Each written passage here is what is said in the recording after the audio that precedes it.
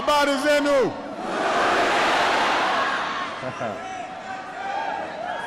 Wa Kenya, Impio. It is great to be back in Kenya. Thank you so much for this extraordinary welcome. I know it took a few years, but as president, I try to keep my promises. And I said I was going to come, and I'm here. So, and everybody, go ahead and have a seat. I'm going to be talking for a while. Relax. I want to thank my sister Alma for a wonderful introduction. I'm so glad that she could be with us here today, and it was, as she said, it was Alma who first guided me through Kenya almost 30 years ago. To President Kenyatta, I want to thank you once again for the hospitality that you've shown me, for our work together on this visit, and for being here today. It's a great honor. I am proud to be the first American president to come to Kenya.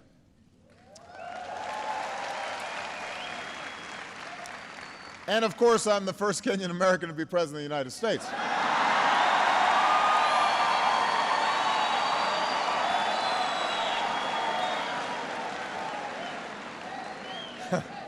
That goes without saying.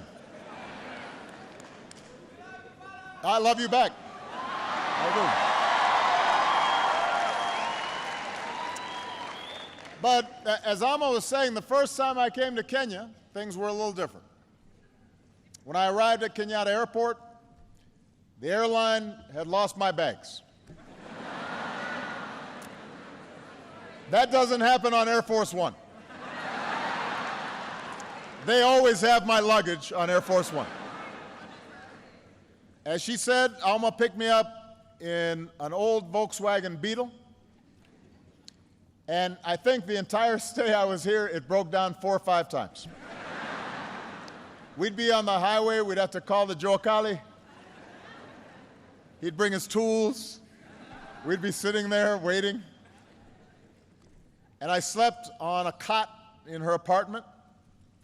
Instead of eating at fancy banquets with the president, we were drinking tea and eating ugali, and sukuma wiki, and so there wasn't a lot of luxury. Sometimes the lights would go out. They still do, is that what someone said? But you know, there was something more important than luxury on that first trip. And that was a sense of being recognized, being seen. I was a young man, and I was just a few years out of university. I'd worked as a community organizer in low-income neighborhoods in Chicago. I was about to go to law school, and when I came here, you know, in many ways I was a Westerner. I was an American, unfamiliar with my father and his birthplace, really disconnected from half of my heritage. And at that airport, as I was trying to find my luggage, there was a woman there who worked for the airlines, and she was helping fill out the forms, and she saw my name, and she looked up and she asked if I was related to my father, who she had known. And that was the first time that my name meant something, right? And that it was recognized. And over the course of several weeks, I'd meet my brothers, aunts, and uncles. I'd travel to Alego, the village where my family was from. I saw the graves of my father and my grandfather. And I learned things about their lives that I could have never learned through books. And in many ways, their lives offered snapshots of Kenya's history. But they also told us something about the future. My grandfather, for example, he was a cook for the British. And as I went through some of his belongings, when I went up country, I found the passbook he had had to carry as a domestic servant. It listed his age and his height, his tribe, listed the number of teeth he had missing. And he was referred to as a boy, even though he was a grown man in that passbook. And he was in the King's African Rifles during the Second World War and was taken to the far reaches of the British Empire, all the way to Burma. And back home, after the war, he was eventually detained for a time because he was linked to a group that opposed British rule. And eventually he was released. He forged a home for himself and his family. He earned the respect of his village, lived a life of dignity, although he had a well-earned reputation for being so strict that everybody was scared of him. And he became estranged from part of his family. So that was his story. And then my father came of age as Kenyans were pursuing independence. And he was proud to be a part of that liberation generation. And next to my grandfather's papers, I found letters that he had written to 30 American universities asking for a chance to pursue his dream and get a scholarship. And ultimately, one university gave him that chance, the University of Hawaii. And he would go on to get an education and then return home. And here, at first, he found success as an economist and worked with the government, but ultimately he found disappointment in part because he couldn't reconcile the ideas that he had for his young country with the hard realities that had confronted him. And I think sometimes about what these stories tell us, what the history and the past tell us about the future. And they show us the enormous barriers to progress that so many Kenyans faced just 1 or 2 generations ago. This is a young country. We were talking last night at dinner. The president's father was the first president. We're only a generation removed. And the daily limitations and sometimes humiliations of colonialism, that's recent history. The corruption and cronyism and tribalism that sometimes confront young nations, that's recent history. But what these stories also tell us is an arc of progress. From foreign rule to independence, from isolation to education and engagement with a wider world. It speaks of incredible progress. So we have to know the history of Kenya, just as we Americans have to know our American history. All people have to understand where they come from. But we also have to remember why these lessons are important. We know our history so that we can learn from it. We learn our history because we understand the sacrifices that were made before, so that when we make sacrifices, we understand we're doing it on behalf of future generations. There's a proverb that says, "We have not inherited this land from our forebears, we have borrowed it from our children." In other words, we study the past so it can guide us into the future and inspire us to do better. And when it comes to the people of Kenya, particularly the youth, I believe there is no limit to what you can achieve. A young, ambitious Kenyan today should not have to do what my grandfather did and serve a foreign master.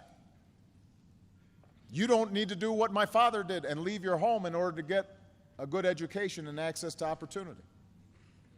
Because of Kenya's progress, because of your potential, you can build your future right here, right now.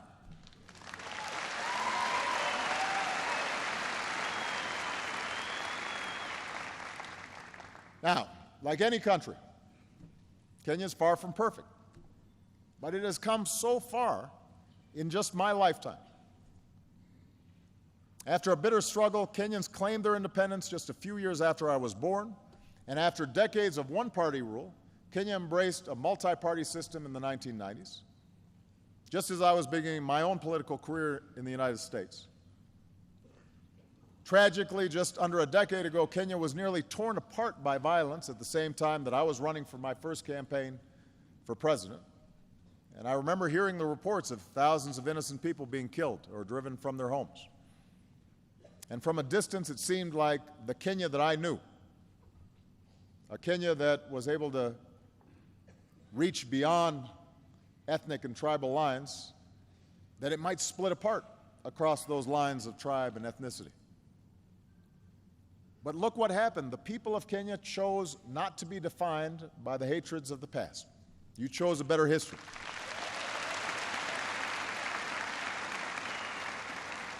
The voices of ordinary people and political leaders and civil society did not eliminate all these divisions, but you addressed the divisions and differences peacefully. And a new constitution was put in place declaring that every person has inherent dignity and the right to have that dignity respected and protected. A competitive election went forward, not without problems, but without the violence that so many had feared. In other words, Kenyans chose to stay together. You chose the path of Harambee. And in part because of this political stability, Kenya's economy is also emerging. And the entrepreneurial spirit that people rely on to survive in the streets of Kibera can now be seen in new businesses across the country, from the city square to the smallest villages. M-Pesa is changing the way people use money. New investment is making Kenya a hub for regional trade. When I came here as a U.S. Senator, I pointed out that South Korea's economy was the same as Kenya's when I was born, and then was 40 times larger than Kenya's. Think about that. Started at the same place. South Korea had gone here and Kenya was here. But today that gap has been cut in half, just in the last decade, which means Kenya is making progress. And meanwhile, Kenya continues to carve out a distinct place in the community of nations as a source of peacekeepers for places torn apart by conflict, a host for refugees driven from their homes, a leader for conservation, following the footprints of Wangari Maathai.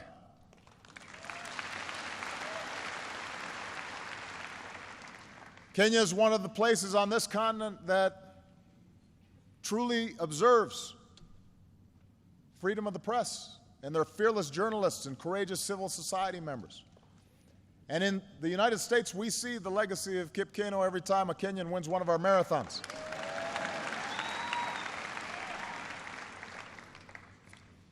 And maybe the First Lady of Kenya is going to win one soon.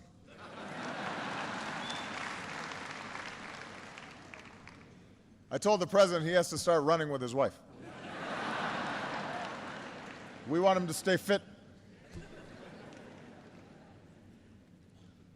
So there's much to be proud of, much progress to lift up. It's a good news story. But we also know the progress is not complete. There are still problems that shadow ordinary Kenyans every day.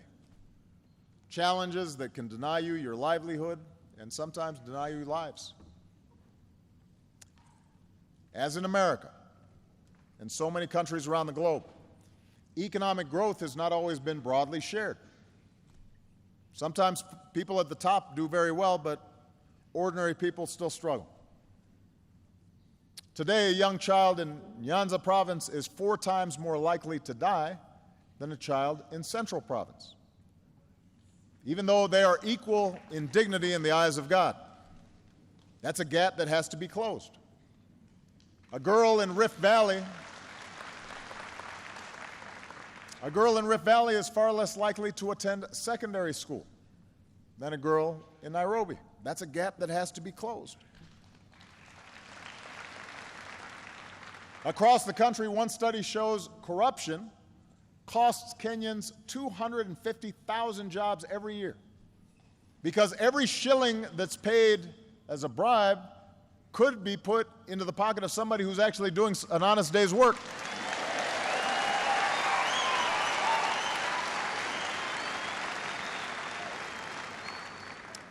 And despite the hard-earned political progress that I spoke of, those political gains still have to be protected. New laws and restrictions could close off the space where civil society gives individual citizens a voice and holds leaders accountable. Old tribal divisions and ethnic divisions can still be stirred up. I want to be very clear here. A politics that's based solely on tribe and ethnicity is a politics that's doomed to tear a country apart. It is a failure of imagination. Of course, here in Kenya, we also know the specter of terrorism has touched far too many lives. And we remember the Americans and Kenyans who died side by side in the attack on our embassy in the 90s. We remember the innocent Kenyans who were taken from us at Westgate Mall. We weep for the nearly 150 people slaughtered at Garissa, including so many students who had such a bright future before them. We honor the memory of so many other innocent Kenyans whose lives have been lost in this struggle. So Kenya is at a crossroads, a moment filled with peril, but also enormous promise. And with the rest of my time here today, I'd like to talk about how you can seize the moment, how you can make sure we leave behind a world that's better, a world that we've borrowed from our children. When I first came to Sub-Saharan Africa as president, I made clear my strong belief that the future of Africa is up to Africans.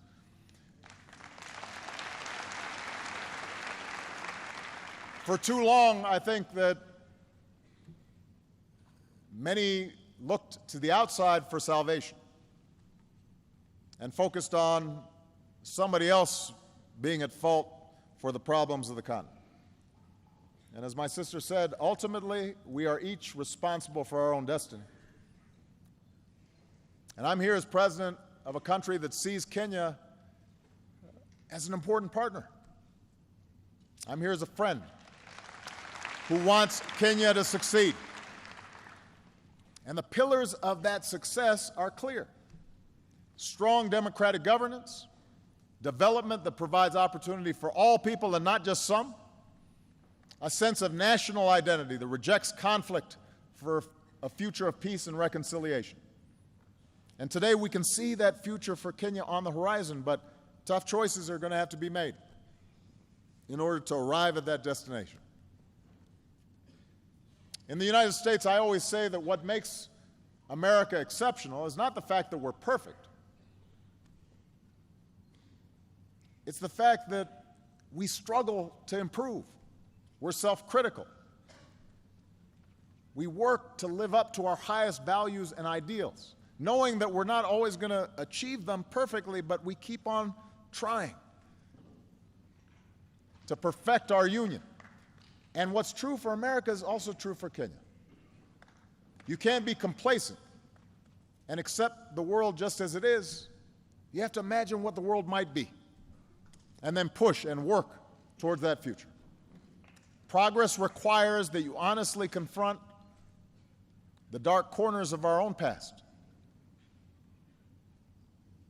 extend rights and opportunities to more of your citizens, see the differences and diversity of this country as a strength, just as we in America try to see the diversity of our country as a strength and not a weakness.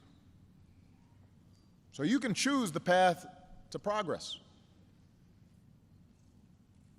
but it requires making some important choices. First and foremost, it means continuing down the path of a strong, more inclusive, more accountable, and transparent democracy.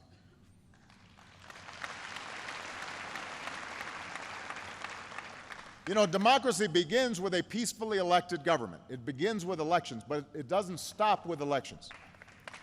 So your Constitution offers a roadmap to governance that's more responsive to the people through protections against unchecked power, more power in the hands of local communities. For this system to succeed, there also has to be space for citizens to exercise their rights. And we saw the strength of Kenya's civil society in the last election when groups collected reports of incitement so that violence could be stopped before it spun out of control.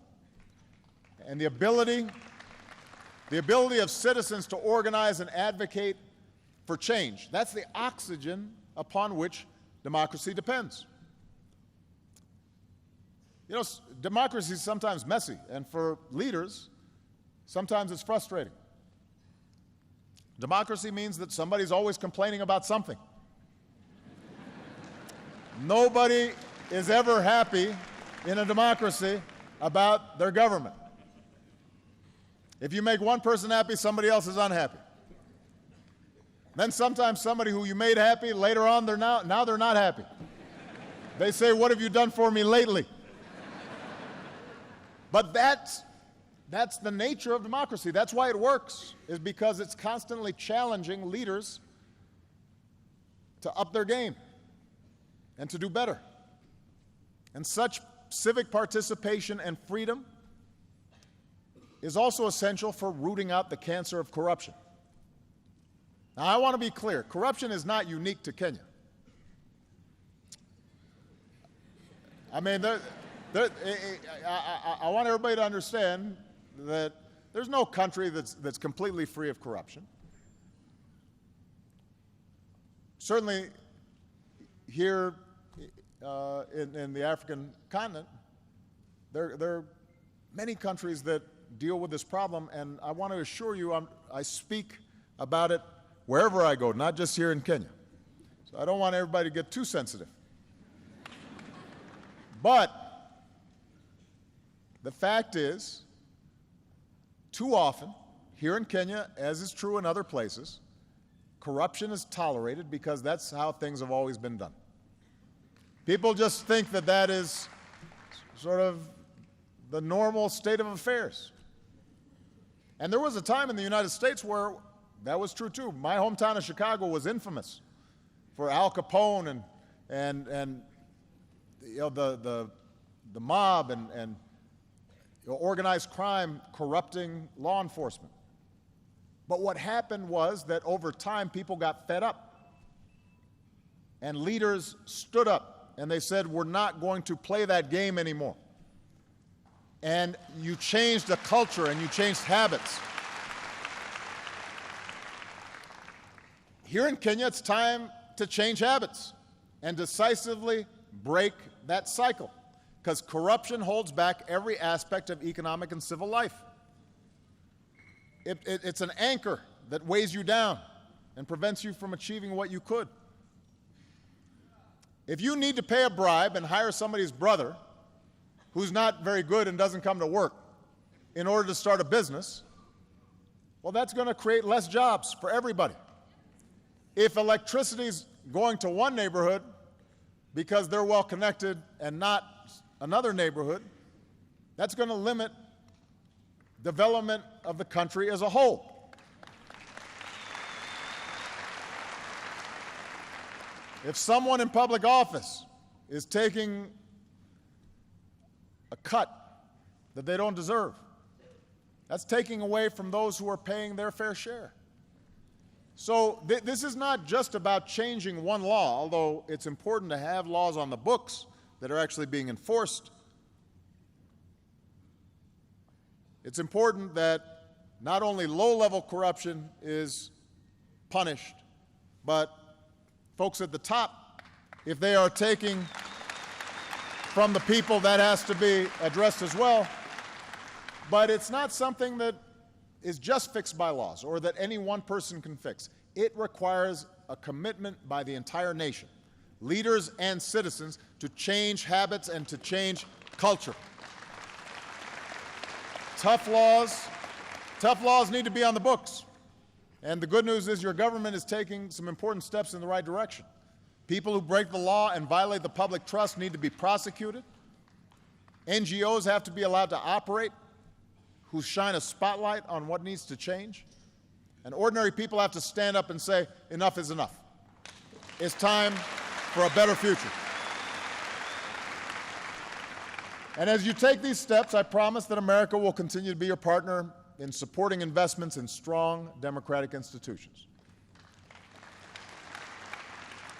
Now, We're also going to work with you to pursue the second pillar of progress, and that is development that extends economic opportunity and dignity for all of Kenya's people. You know, America partners with Kenya in areas where you're making enormous progress, and we focus on what Kenyans can do for themselves in building capacity. On entrepreneurship, where Kenya's becoming an engine for innovation.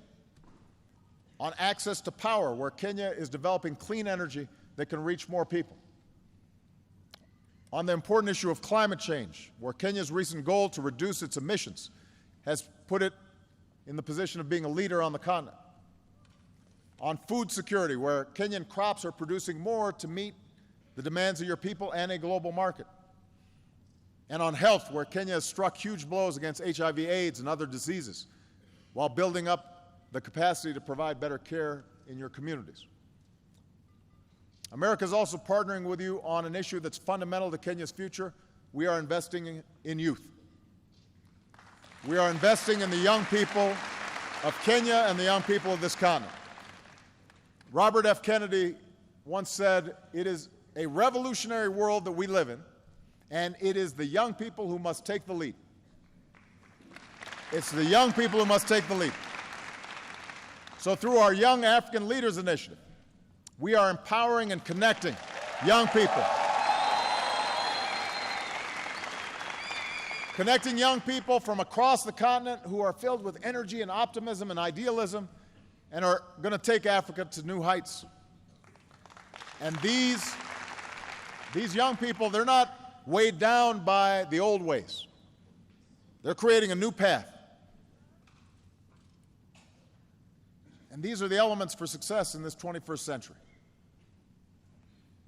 To continue down this path of progress, it will be vital for Kenya to recognize that no country can achieve its full potential unless it draws on the talents of all its people, and that must include the half of Kenyans, maybe a little more than half, who are women and girls. Now, I'm going to spend a little time on this just for a second. Every country and every culture has traditions that are unique and help make that country what it is. But just because something is a part of your past doesn't make it right. It doesn't mean that it defines your future. You know, look at us in the United States. Recently, we've been having a debate about the Confederate flag. Some of you may be familiar with this. This was a symbol for those states who fought against the Union to preserve slavery. Now, as a historical artifact, it's important. But some have argued that it's just a symbol of heritage that should fly in public spaces. The fact is, it was a flag that flew over an army that fought to maintain a system of slavery and racial subjugation. So we should understand our history, but we should also recognize that it sends a bad message to those who were liberated from slavery and oppression. And in part because of unspeakable tragedy that took place recently, where a young man who was a fan of the Confederate flag and racial superiority shot helpless people in a church. More and more Americans of all races are realizing now that that flag should come down. Just because something's a tradition doesn't make it right. Well, so around the world, there is a tradition of repressing women and treating them differently and not giving them the same opportunities, and husbands beating their wives, and children not being sent to school. Those are traditions. Treating women and girls as second-class citizens, those are bad traditions. They need to change. They're holding you back.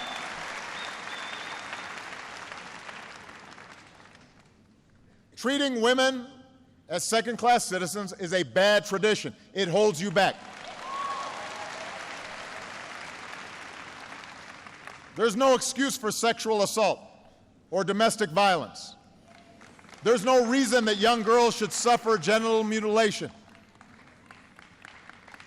There's no place in civilized society for the early or forced marriage of children. These traditions may date back centuries. They have no place in the 21st century.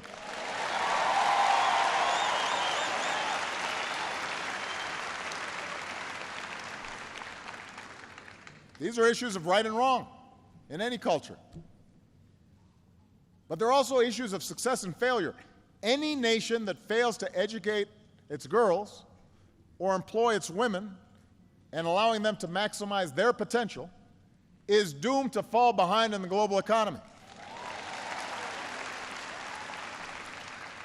You know, we're in a sports center. Imagine if you have a team and you don't let half of the team play. That's stupid. That makes no sense. And the evidence shows that communities that give their daughters the same opportunities as their sons, they are more peaceful, they are more prosperous, they develop faster, they are more likely to succeed. That's true in America, that's true here in Kenya. It doesn't matter. And that's why one of the most successful development policies you can pursue is giving girls an education and removing the obstacles that stand between them and their dreams. And by the way, if you educate girls, they grow up to be moms, and they, because they're educated, are more likely to produce educated children.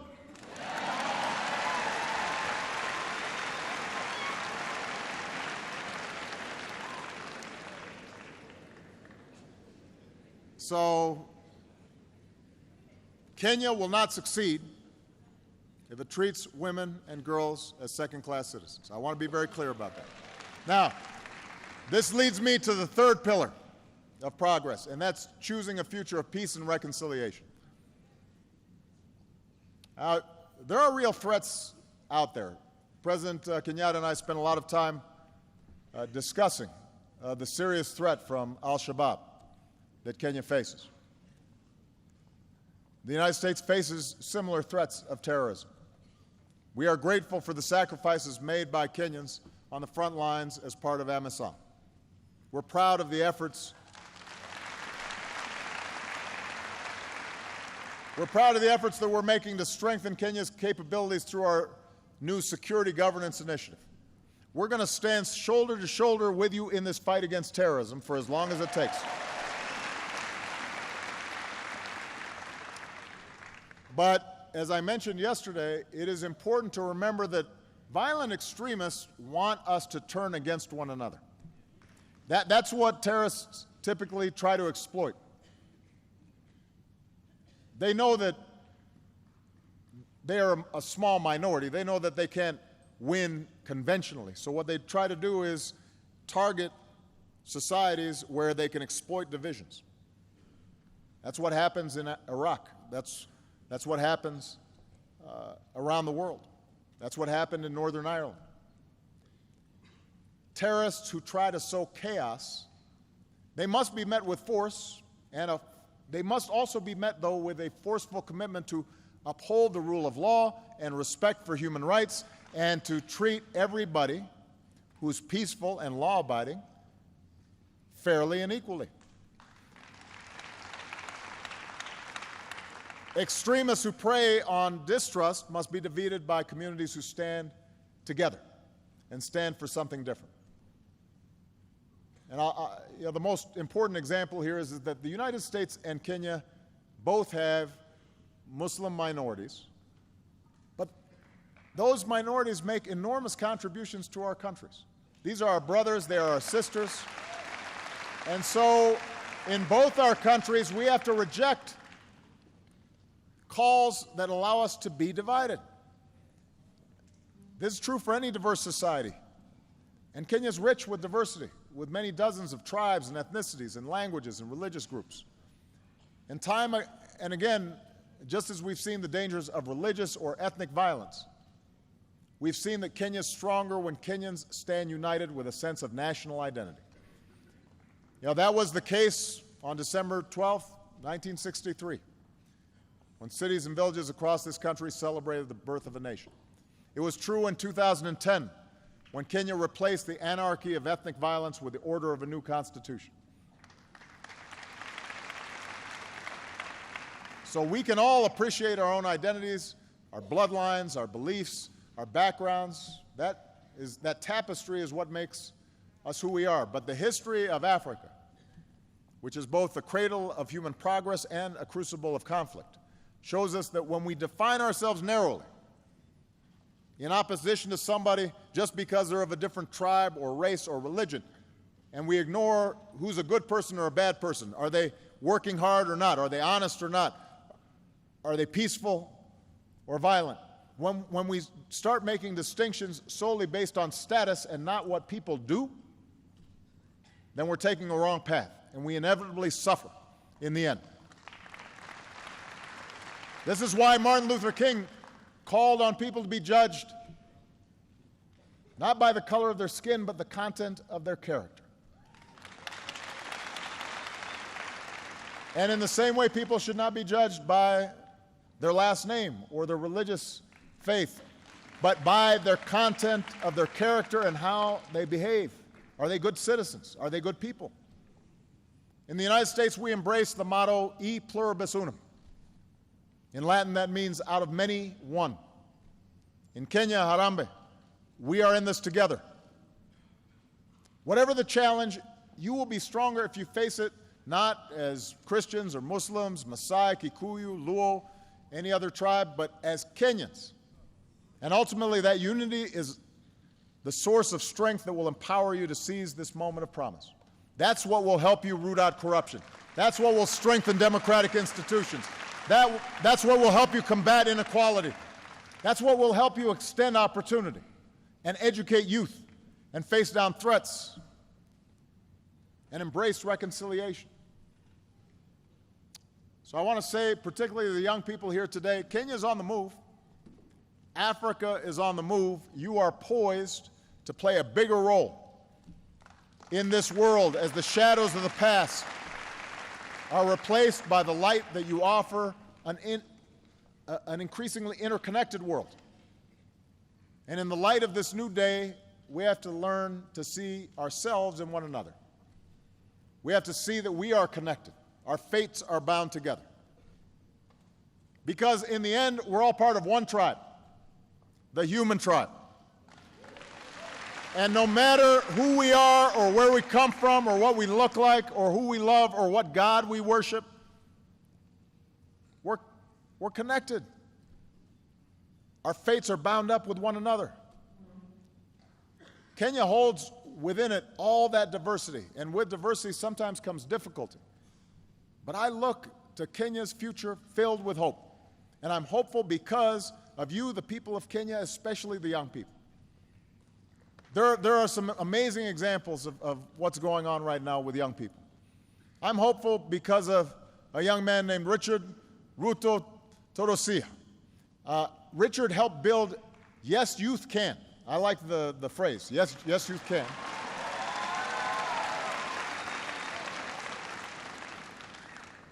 It became one of the most prominent civil society organizations in Kenya with over 1 million members. And after the violence of 2007, 2008, Yes, Youth Can stood up to incitement, helped bring opportunity to young people in places that were scarred by conflict. That's the kind of young leadership that we need. I'm hopeful because of a young woman named Josephine Kulea. So Josephine founded Samburu Girls Foundation, and she's already helped to rescue over 1,000 girls from abuse and forced marriage and helped place them in schools.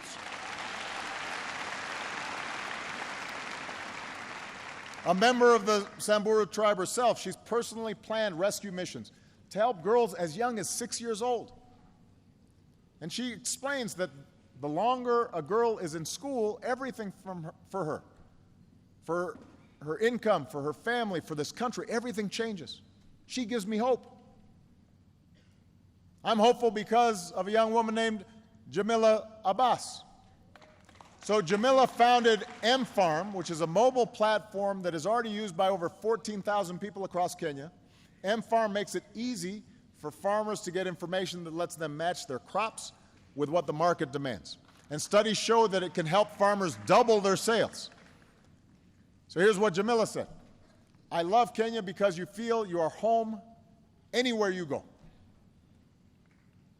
Home anywhere you go. That's the Kenya that welcomed me nearly 30 years ago as a young man. You helped make me feel at home, and standing here today as President of the United States, when I think about those young people and all the young people in attendance here, you still make me feel at home. And I'm confident that your future is going to be written across this country and across this continent by young people like you. Young men and women who don't have to struggle under a colonial power, who don't have to look overseas to realize your dreams. Yes, you can realize your dreams right here, right now.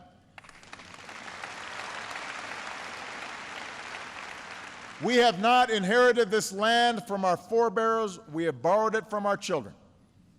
So now's the time for us to do the hard work of living up to that inheritance, of building a Kenya where the inherent dignity of every person is respected and protected, and there's no limit to what a child can achieve.